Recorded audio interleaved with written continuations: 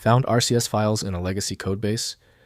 These are version-controlled file archives from one of the original source code management systems, the ancestor of Git and modern version control. I'm Evan Brooks, Certified Support Engineer, and I'll help you extract these versioned files. For those complex RCS formats, there's always a plan B, a specialized file handling utility that feels like magic. I'll introduce it again later after we attempt the common methods. RCS files are version control archive files from the revision control system storing complete revision history of text files with delta encoded changes. They contain all versions of a file from initial creation through every modification with author timestamps and change descriptions.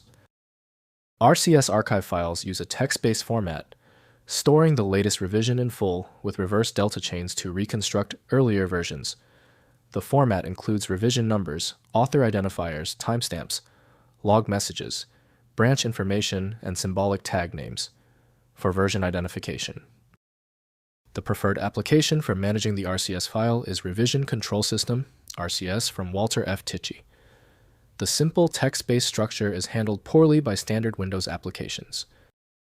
Windows shows only raw code, so real operation requires dedicated scripting tools. Open the context menu to check file association. Right-click your RCS file and choose Open With. Try Revision Control System, RCS first. If it's absent, select another program. Testing is the most reliable diagnostic. When your RCS file isn't responding, don't worry, it's typical. Because your RCS file is still failing to open, the issue is contained within 3 basic categories. Review this checklist now for the common causes and their solutions. First, extracting current version. Use the co-checkout command to extract the latest version from an RCS file. Run co-file name from the command line in the directory containing the RCS archive. The current version extracts as a working file, ready for viewing or editing. Install RCS tools from your system's package manager if needed. Next, viewing revision history. Run rlog filename to display the complete revision history, including version numbers, dates, authors, and log messages. Use rcsdiff, rxyy, rab file name to view differences between specific revisions.